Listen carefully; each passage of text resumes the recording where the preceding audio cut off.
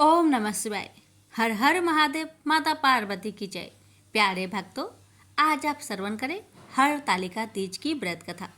हिंदू धर्म में हरतालिका तीज कुंवारी कन्याओं और सुहागिन महिलाओं के लिए एक महत्वपूर्ण पर्व है। इस दिन भगवान शिव और माता पार्वती की पूजा करने से सुख समृद्धि, वैवाहिक जीवन में मधुरता और मनोकामनाओं की पूर्ति होती है।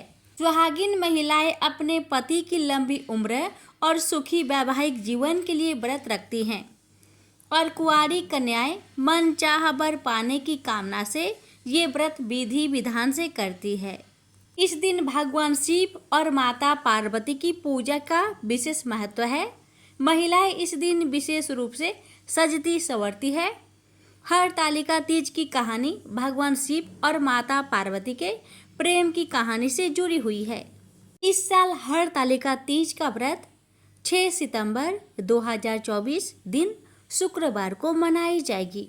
हरतालिका तीज व्रत की पूजन विधि। हरतालिका तीज के दिन सुबह जल्दी उठकर स्नान करें और साफ कपड़े पहने। नहाने के बाद एक साफ स्थान पर चौकी बिछाकर उस पर लाल कपड़ा बिछाए।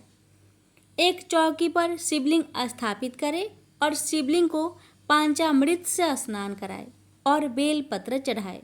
शिवलिंग और माता पार्वती की मूर्ति को फूलों और चंदन से सजाए, दीपक जलाए और धूप दे। शिवलिंग को फल और मिठाई का भोग लगाए और माता पार्वती की मूर्ति पर सिंदूर लगाए। पूजा के दौरान ओम नमः शिवाय, ओम पार्वती नमः आदि मंत्रों का जाप करें। पूजा के अंत में हरतालिका तीज की कथा अवश्य सुने। पूजा खत्म होने के बाद गरीबों और जरूरतमंद लोगों को दान कर सकते हैं। प्यारे भक्तों, अब आप जानेंगे कि हरतालिका तीज व्रत में कौन सी गलतियां नहीं करनी चाहिए और उसके बाद श्रवण करेंगे हरतालिका तीज व्रत की संपूर्ण कथा। हरतालिका तीज व्रत के दौरान दिन में सोना वर्जित माना गया है।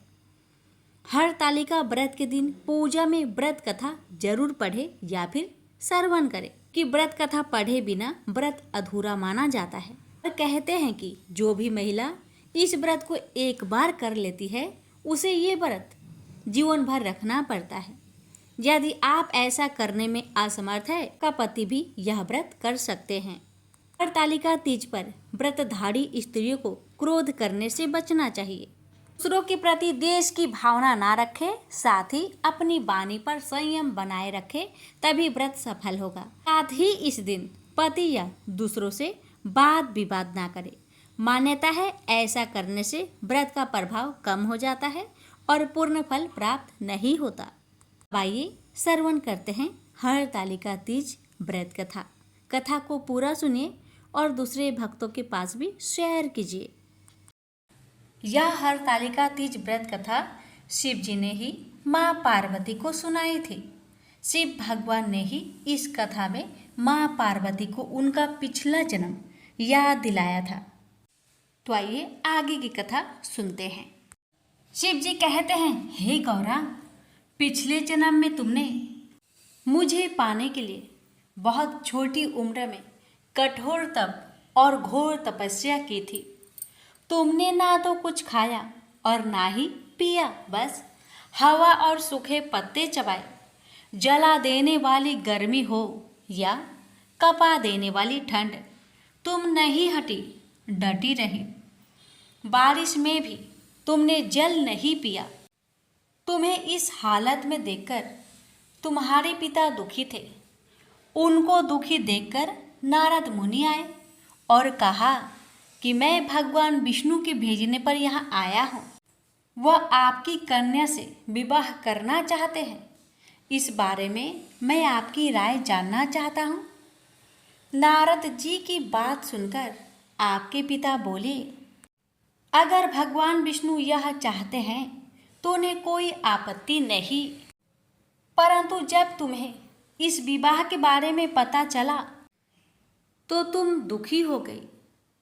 तुम्हारी एक सहेली ने तुम्हारे दुख का कारण पूछा तो तुमने कहा कि मैंने सच्चे मन से भगवान शिव का वरण किया है, किंतु मेरे पिता ने मेरी विवाह विष्णु जी के साथ तय कर दिया है। मैं विचित्र धर्म संकट में हूँ। अब मेरे पास प्राण त्याग देने के अलावा कोई और उपाय नहीं बचा। तुम्हारी सखी बहुत ही समझदार थी। उसने कहा, प्राण छोड़ने का यह कारण ही क्या है? संकट के समय धैर्य से काम लेना चाहिए। भारतीय नारी के जीवन की सार्थकता इसी में है कि जिसे मन से पति रूप में एक बार वरण कर लिया, जीवन पर्यंत उसी से निर्वाह करे। मैं तुम्हें घनघोर वन में ले चलती हूँ, जो साधना स्थल भी है और जहाँ तुम्हारे पिता तुम्हें खोज भी नहीं पाएंगे। मुझे पूर्ण विश्वास है कि ईश्वर अवश्य ही तुम्हारी सहायता करेंगे। तुमने ऐसा ही किया। तुम्हारे पिता तुम्हें घर में ना पाकर बड़े चिंतित और दुखी हुए। इधर तुम्हारी खोज होती रही, उधर तुम अपनी सहेली के साथ नदी के तट पर एक गुफा में मेरी आराधना में लीन रहने लगी। तुमने रेत के शिवलिंग का निर्माण किया। तुम्हारी इस कठोर तपस्या के प्रभाव से मेरा आसन हिल उठा और मैं शीघ्र ही तुम्हारे पास पहुंचा और तुमसे वर मांगने को कहा।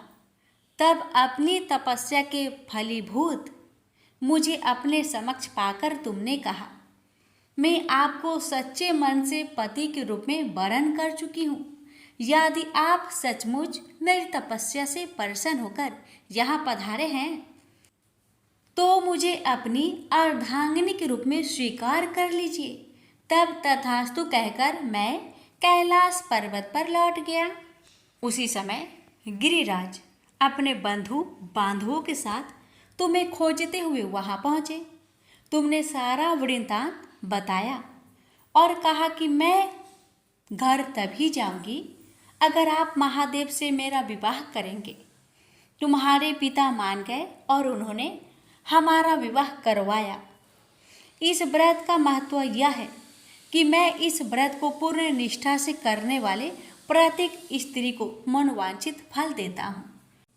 इस पूरे प्रकरण में तुम्हारी सखी ने तुम्हारा हरण किया था, इसलिए इस व्रत का नाम हरतालिका व्रत हो गया। प्रेम से बोलिए हर हर महादेव। माता पार्वती की जय। प्यारे भक्तों, अब आप श्रवण करेंगे वांछित फल प्रदान करने वाली शिव और माता पार्वती की विवाह की कथा। आज के दिन इस कथा को अवश्य सुनना चाहिए। ये श्रवण करते हैं शिव विवाह की कथा। भगवान शिव की पहली पत्नी सती थी। यह विवाह उन्होंने सती के पिता दक्ष की इच्छा के विरुद्ध किया था, जो उनका अपमान करने के अवसर ढूंढा करते थे। पिता के ऐसे व्यवहार से लज्जित होकर सती ने अपना शरीर त्याग दिया। उनकी मृत्यु के बाद शिव हिमालय पर जाकर फिर से तपस्या में लीन हो गए। जिस उपवन में भगवान शिव ध्यान करते थे उसके निकट ही पर्वतराज हिमवान रहता था। उसने स्वर्ग की अप्सरा मेनका से विवाह किया था। कुछ वर्ष बाद मेनका ने एक पुत्री को जन्म दिया। उसका नाम रखा पार्वती। वास्तव में सती ने ही फिर से पार्वती के रूप में जन्म लिया था। वर्ष पर वर्ष बीते और पार्वती ने युवावस्था में प्रवेश किया। एक दिन मेनका ने अपने पति से कहा, स्वामी, पार्वती अब विवाह योग हो गई है। अब हमें पार्वती के लिए योग पर खोजना चाहिए। हिमवान बोला, मैं जानता हूँ, परंतु कोई योग पर ध्यान में नहीं आता। मैं अपनी पुत्री का हाथ उसी के हाथ में दूंगा जो सब प्रकार से योग होगा। एक दिन नारद मुनि हिमवान के घर आए। जब उन्होंने पार्वती को देखा तो हिमवान से बोले, हिम, तुम्हारी पुत्री के भाग्य में तो भगवान शिव से विवाह करने का योग है। नारद मुनि की बात सुनकर हिमवान सोचने लगा, शिव के पास मैं कैसे जाऊं? उन्होंने अगर अस्वीकार कर दिया तो? सती की मृत्यु के बाद उन्होंने किसी स्त्री का मुख तक नहीं देखा। परंतु मुझे वर खोजने की आवश्यकता नहीं। नारद मुनि की भविष्यवाणी असत्य नहीं होगी। मैं धीरज पूर्वक प्रतीक्षा करूंगा। परंतु एक दिन हिमवान का धीरज टूट गया। उसे एक विचार सूझा। वह मेनका से बोला, मैं पार्वती को शिव की सेवा करने भेजता हूँ।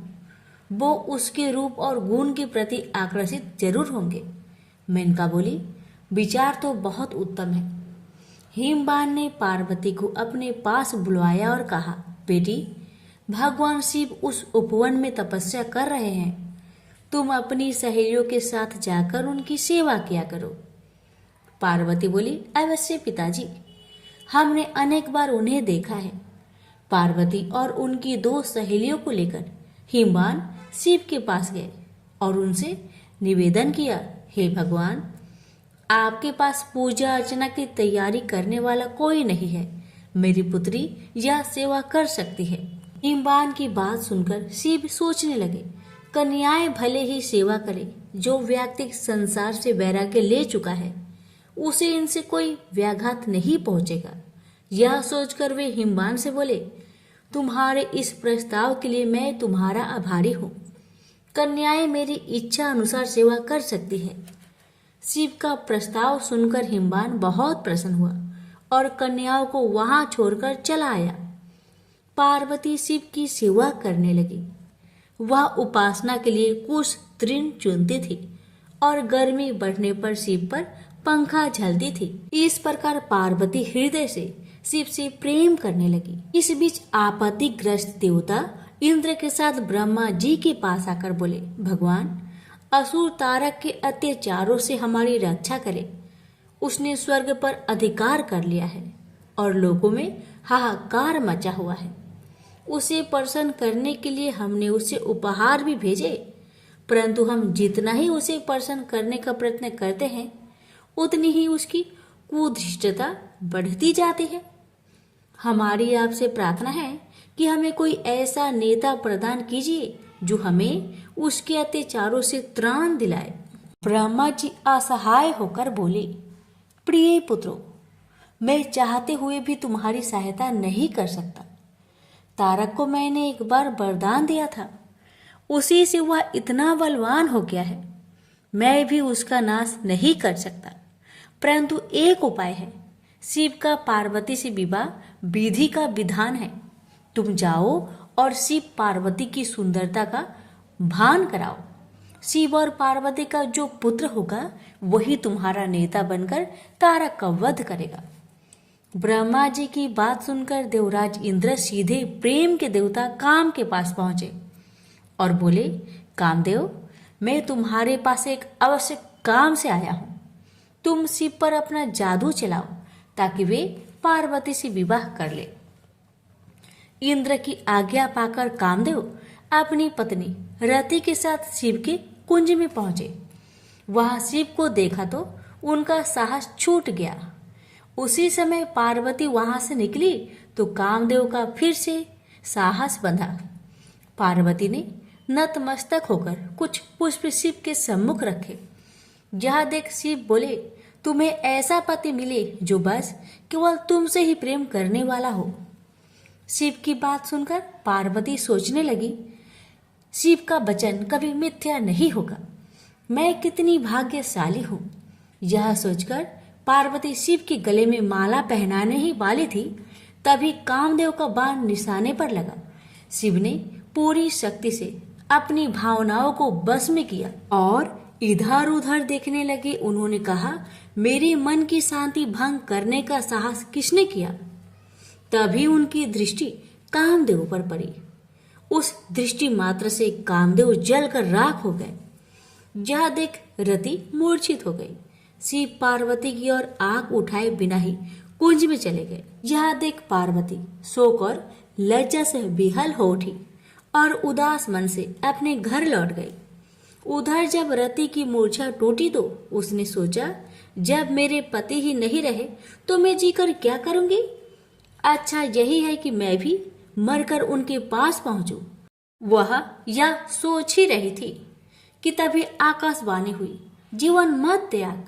पार्वती तपस्या करके शिव को वर के रूप में पाएगी और उनके विवाह के दिन तेरा पति पूर्ण जीवित होकर फिर से तुझे मिलेगा। आकाशवाणी सुनकर रति को ढढ़स बंधा और वह उस दिन की प्रतीक्षा करने लगी। उधर शिव के व्यवहार से पार्वती को बहुत दुख हुआ। परंतु उसके प्रेम में कमी नहीं आई। वह सोचने लगी, मेरा सौंदर्य उन्हें आकर्षित नहीं कर सका, परंतु मैं हार नहीं मानूंगी। सौंदर्य से नहीं तो मैं अपनी तपस्या और भक्ति से उन्हें प्राप्त करूंगी। यह सोचकर उसने अपना निर्णय अपने माता पिता को बताया। पार्वती के निर्णय के आगे माता पिता को झुकना पड़ा और उसे आशीर्वाद देकर विदा किया। सुंदर वस्त्रों तथा आभूषणों का त्याग करके पार्वती कुंज में तपस्या करने बैठ गई। कई वर्ष बीत गए, परंतु पार्वती ने आशा नहीं छोड़ी।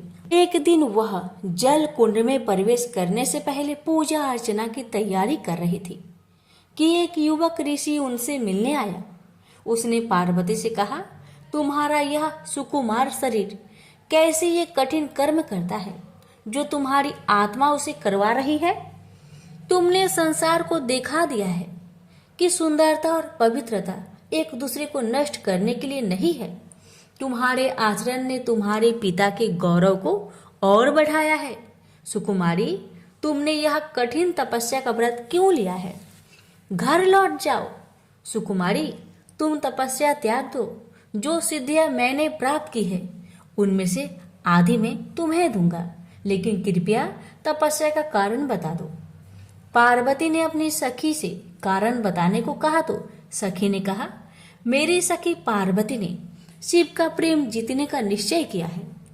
अपने सौंदर्य से तो यह उन्हें नहीं रिझा सके, अतः तपस्या और त्याग का सहारा लिया है। सखी की बात सुनकर ऋषि ने पार्वती से कहा, क्या यह सत्य है या तुम्हारी सखी हंसी कर रही है? पार्वती बोली, यह सत्य है ऋषिवर। मैं शिव की पूजा करती हूँ। मुझे विश्वास है तपस्या और भक्ति से एक दिन में उनका प्रेम प्राप्त करने में सफल हो जाऊंगी। ऋषि ने कहा, ओह, तो ये बात है। मैं शिव को जानता हूँ। वह तो अपने सारे शरीर पर भस्म रमाए रहता है, आग उससे लिपटे रहते हैं, चर्म धारण करता है। तुम्हारी जैसी सुंदर युवती कैसे उसकी पत्नी हो सकती है? वह निर्धन है, अघोर है, यह सारा संसार जानता है। वह तुम्हारे योग्य नहीं है। उसका विचार त्याग दो और कोई दूसरा व्यक्ति चुन लो। ऋषि की बातें सुनकर पार्वती क्रोधित होकर बोली, चुप रहो। महान आत्मा को महान आत्मा ही पहचान सकती है। नीच प्राणी उच्च विचारों को समझ नहीं सकता। तुम्हारा वचन तुम्हारी दुर्भावनाओं का सूचक है। शिव दिखावे से नहीं प्रभावित होते हैं, न किसी को प्रभावित करते हैं। वे अघोर है, निर्धन है, चर्म धारण करते हैं, उनके शरीर से सर्प लिपटे रहते हैं। तो क्या हुआ? वो मेरे मनोनीत देवता है। उनमें चाहे दुर्बलताएं अधिक हो और गुण कम, फिर भी मैं उन्हें चाहती हूँ। पार्वती की सहेलियां यह सुनकर चकित रह गई। पार्वती उनसे बोली, प्रिय सखी, इनसे कहो कि चले जाए, क्योंकि इन्होंने अपने हृदय को ऐसे विचारों से कुलुषित कर रखा है। बुरी बात कहना पाप है, तुरंत उसे सुनना भी और भी बड़ा पाप है। चलो हम चले। क्रोध से भरकर पार्वती जैसे ही चलने को हुई, ऋषि ने जल्दी से आगे बढ़कर उसका मार्ग रोक लिया। देखकर पार्वती आश्चर्य हो गई। वह ऋषि और कोई नहीं, स्वयं भगवान शिव थे। वे पार्वती से बोले, सुकुमारी, तुम्हारी तपस्या और भक्ति ने मुझे जीत लिया है। मैं तुम्हारे सामने विनीत हूँ, तुम्हारा दास हूँ, किंतु कर्तव्य परायणा पार्वती शिव को छोड़ अपनी सखी के पास जाकर बोली, सखी, इनसे कहो कि मेरे पिताजी से विवाह का प्रस्ताव करना होगा। सखी की यह कह देने पर पार्वती शिव के पास आई। शिव बोले, मैं इसमें तनिक भी देर नहीं करूंगा प्रिय। यह अवशासन पाकर पार्वती अपनी सहेलियों के साथ घर लौट आई। शिव ने सप्त ऋषियों को बुलवाकर उनसे कहा, ब्रह्मा ने देवताओं को वचन दिया है, मेरा ही पुत्र तारक का वध करेगा। इस वचन को पूरा करने के लिए मुझे पार्वती से विवाह करना है। जाकर हिमवान से विवाह का प्रस्ताव करो। प्रस्ताव सुनकर हिमवान अत्यंत प्रसन्न हुआ और उसने विधि पूर्वक शिव पार्वती की विवाह कर दिया। विवाह संस्कार के बाद देवता शिव के पास आकर बोले, भगवान, हमारा आपसे आग्रह है कि रति को फिर से उसका पति मिलना चाहिए। अपनी प्रिय बधू का ध्यान करके प्रेम के देवता कामदेव तथा उनकी शोकाकुल पत्नी पर कृपा कीजिए। अवश्य अब तो मैं भी उसी कामदेव का दास हूं। कई वर्ष बीत गए। शिव अपनी पत्नी के प्रेम में डूबे हुए थे। तब इंद्र ने अग्नि को शिव के पास भेजा। अग्निदेव शिव के पास गए और उनसे विनती की, भगवान, मैं आपको देवताओं की आवश्यकता का स्मरण कराने आया हूँ। शिव ने अग्निदेव के हाथ में एक बीज रखा और बोले, इस बीज को पकने पर एक बालक का जन्म होगा, वही तुम्हारा सेनापति होगा। अग्निदेव बीज लेकर वहां से चले गए, परंतु वह बीज इतना गर्म था, उसे पकड़े रहना बहुत कठिन था। इंद्र के पास पहुंचते पहुंचते अग्निदेव का शरीर पीड़ा से पीला पड़ गया। वह इंद्र से बोले, बीज मेरे पास है, परंतु उसे संभालना असंभव है। अग्निदेव की दशा देखकर इंद्र दुखी होकर बोले, तुम इसे गंगा के पास ले जाओ, वह तुम्हें ठंडक पहुंचाएगी और इसे संभालेगी। अग्निदेव गंगा के पास गए। जब उन्होंने बीज को लेकर उसमें डुबकी लगाई तो उसमें उफान आने लगा और वह उबलने लगी। तब बीज किनारे पर जा गिरा। उसी समय स्वर्ग की 6 अप्सराएं गंगा में स्नान करने आई। उन्होंने बीज को उठाकर सर घास में रख दिया। बीज तब तक पक चुका था और उसमें से कार्तिकेय प्रकट हुए। आश्चर्यचकित अप्सराएं बोली, इसे हम अपने साथ ले जाएंगे। पहले पहले हमने ही देखा है। फिर गंगा स्त्री का रूप धारण कर बाहर आई और अग्निदेव भी वहां आए। गंगा बोली, इसे मैं ले जाऊंगी, मैंने इसे जन्म दिया है। अग्निदेव बोले, नहीं, यह हमें प्रदान किया गया है। उसी समय शिव तथा पार्वती वहां आए।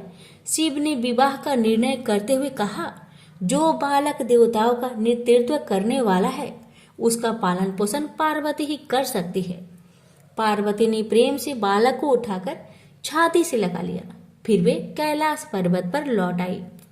समय बीतने के साथ कार्तिकेय बड़ा हुआ। उसके नेतृत्व में देवताओं और तारक के बीच भीषण युद्ध हुआ। कार्तिकेय ने उसे मार डाला। स्वर्ग का सिंहासन फिर से इंद्र को मिला और स्वर्ग में फिर से सुख शांति का साम्राज्य प्रस्थापित हुआ। प्रेम से बोलिए, हर हर महादेव। माता पार्वती की जय। निमड़ी माता की कहानी। एक शहर में एक सेठ सेठानी रहते थे। वह बहुत धनवान थे, लेकिन उनके पुत्र नहीं था। सेठानी ने भादों की बड़ी तीज सातुरी तीज का व्रत करके कहा, हे निमड़ी माता, मेरे बेटा हो जाएगा तो मैं आपको 1.25 मन का सत्तू चढ़ाऊंगी। माता की कृपा से सेठानी को 9वें महीने लड़का हो गया। सेठानी ने सातू नहीं चढ़ाया। समय के साथ सेठानी को 7 बेटे हो गए, लेकिन सेठानी सातू चढ़ाना भूल गई। पहले बेटे का विवाह हो गया। सुहाग रात के दिन सोया तो आधी रात को सांप ने आकर डस लिया और उसकी मृत्यु हो गई। इसी तरह उसके 6 बेटों का विवाह उपरांत मृत्यु हो गया। 7वें बेटे की सगाई आने लगी तो गांव वालों के बहुत कहने व समझाने पर सेठ सेठानी बेटे की शादी के लिए तैयार हो गए। तब सेठानी ने कहा, गांव वाले नहीं मानते हैं तो इसकी सगाई दूर देश में करना। सेठ जी सगाई करने के लिए घर से चले और बहुत दूर एक गांव में आए। वहां 4-5 लड़कियां खेल रही थी, जो मिट्टी का घर बनाकर तोड़ रही थी। उनमें से एक लड़की ने कहा, मैं अपना घर नहीं तोड़ूंगी। सेठ जी को वह लड़की समझदार लगी तो सेठ जी जो पीछे पीछे उसके घर चले गए। सेठ जी ने लड़की के माता पिता से बात करके अपने लड़के की सगाई व विवाह की बात पक्की कर दी। घर आकर विवाह की तैयारी करके बेटे की बारात लेकर गया और बेटे की शादी संपन्न करवा दी। इस तरह 7वें बेटे की शादी हो गई। बारात विदा हुई। लंबा सफर होने के कारण लड़की की माँ ने लड़की से कहा कि मैं यह सातू व सीख डाल रही हूँ। रास्ते में कहीं पर शाम को निमरी माता की पूजन करना, निमरी माता की कहानी सुनना, सातु पास लेना व कल्पना निकालकर सासू जी को दे देना। बारात धूमधाम से निकली। रास्ते में बड़ी तीज का दिन आया। ससुर जी ने बहू को खाने को कहा। बहू बोली, आज मेरे तीज का उपवास है, शाम को निमरी माता का पूजन करके निमरी माता की कहानी सुनकर ही भोजन करूंगी। एक कुएं के पास निमरी नजर आई तो सेठ जी ने गाड़ी रोक दी। बहू निमरी माता की पूजा करने लगी तो निमरी माता पीछे हट गई। बहू ने पूछा, हे माता, आप पीछे क्यों हट रही हो? इस पर माता ने कहा, तेरी सास ने कहा था पहला पुत्र होने पर सातु चढ़ाऊंगी और 7 बेटे होने के बाद उनकी शादी हो जाने के बाद भी अभी तक सातु नहीं चढ़ाया, वो भूल चुकी है। बहू बोली, हमारे परिवार की भूल को क्षमा कीजिए, सातु मैं चढ़ाऊंगी।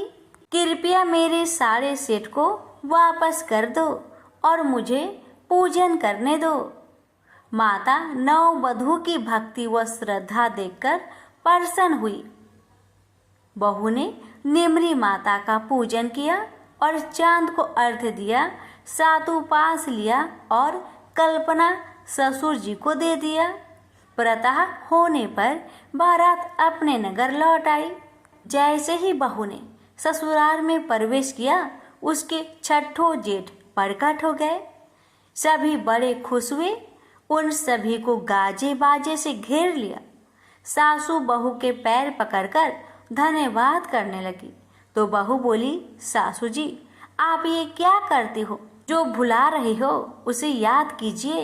सासू बोली, मुझे तो याद नहीं, तू ही बता दे। बहू बोली, आपने निमरी माता के सातु चढ़ाने को बोला था, सो पूरा नहीं किया। तब सासू को याद आई। 12 महीने बाद जब कजली तीज आई, सभी ने मिलकर 7.25 मन का सातु तीज माता को चढ़ाया।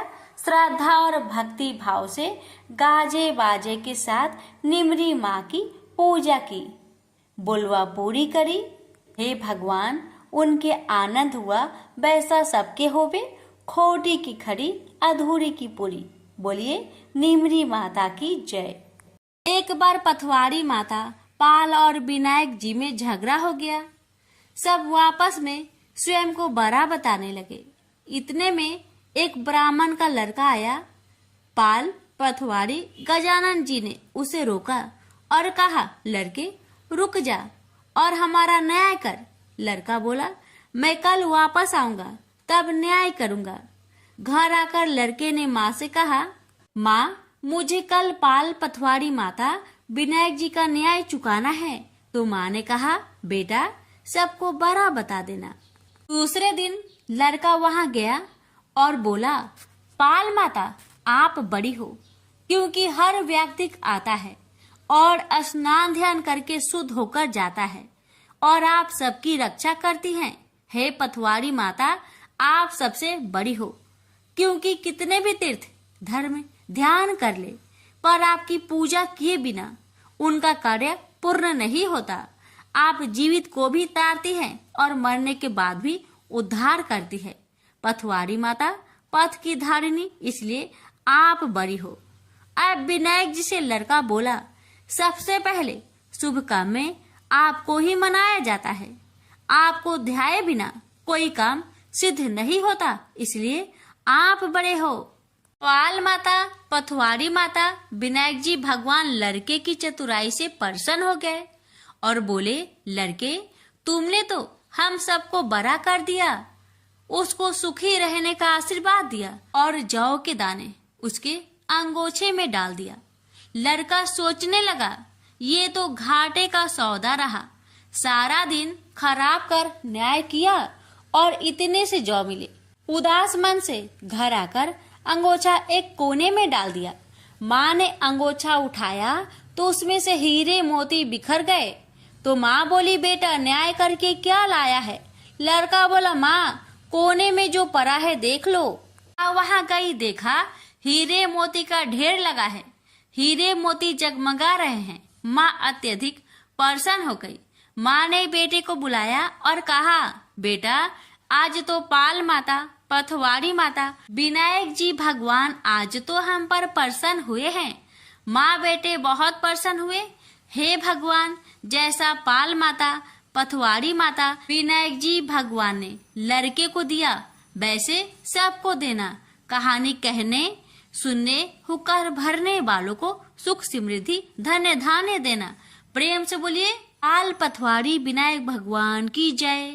एक बार गणेश जी ने पृथ्वी के मनुष्य की परीक्षा लेने का विचार किया।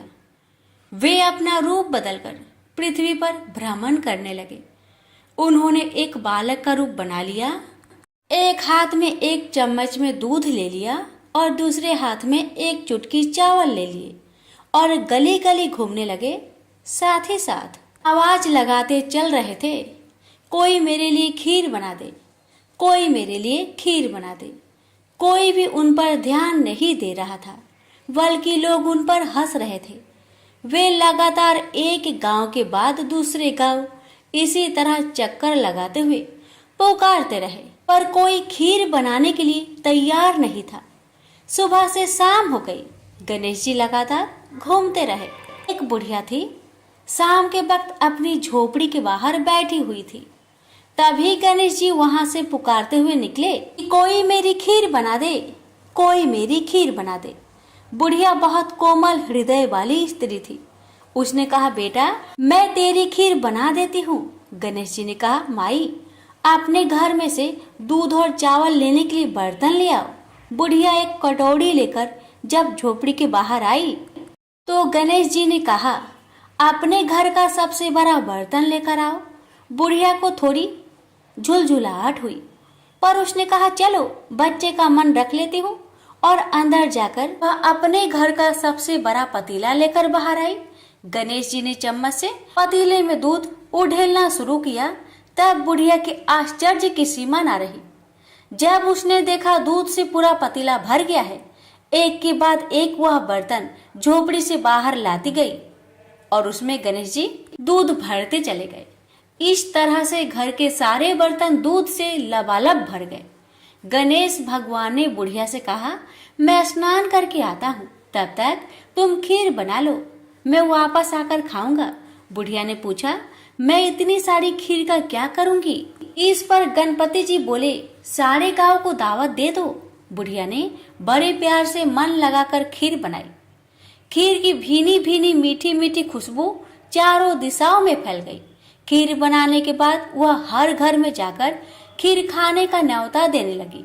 लोग उस पर हंस रहे थे। बुढ़िया के घर में खाने को दाना नहीं और यह सारे गांव को खीर खाने की दावत दे रही है। लोगों को कौतूहल हुआ और खीर की खुशबू से लोग खींचे चले आए। लो, सारा गांव बुढ़िया घर में इकट्ठा हो गया। जब बुढ़िया की बहू को दावत की बात मालूम हुई, तब वह सबसे पहले वहां पहुंच गई। उसने खीर से भरे पतीलों को जब देखा तो उसके मुंह में पानी आ गया। उसे बड़ी जोर से भूख लगी हुई थी। उसने एक कटोरी खीर निकाली और दरवाजे के पीछे बैठकर खाने को तैयार करने लगी। इसी बीच एक छींटा गिर गया और गणपति जी का भोग लग गया और वो प्रसन्न हो गए। अब पूरे गांव को खाने की दावत देकर बुढ़िया वापस अपने घर आई। उसने देखा बालक वापस आ गया था। बुढ़िया ने कहा, बेटा, खीर तैयार है, भोग लगा लो। गणपति जी बोले, माँ, भोग तो लग चुका है, मेरा पेट पूरी तरह से भर गया है, मैं तृप्त हूँ, अब तू खा, अपने परिवार और गांव वालों को खिला। बुढ़िया ने कहा, यह तो बहुत ज्यादा है, सबका पेट भर जाएगा, इसके बाद भी यह बच जाएगी। उस बची खीर का मैं क्या करूंगी? इस पर गणेश जी बोले, उस बची खीर को रात में अपने घर के चारों कोनों में रख देना। और बुढ़िया ने ऐसा ही किया। जब सारा गांव जी भरकर खा चुका, तभी ढेर सारी खीर बच गई। उसने उसके पत्रों को अपने घर के चारों तरफ रख दिया। वहां उठकर उसने क्या देखा? पतीले में खीर के स्थान पर हीरे, जवाहरात और मोती भर गए हैं। बहुत खुश हुई। उसकी सारी दरिद्रता दूर हो गई। वह आराम से रहने लगी। उसने गणपति जी का एक भव्य मंदिर बनवाया और साथ में एक बड़ा सा तालाब भी खुदवाया। इस तरह उसका नाम दूर दूर तक प्रसिद्ध हो गया। उस जगह वार्षिक मेले लगने लगे।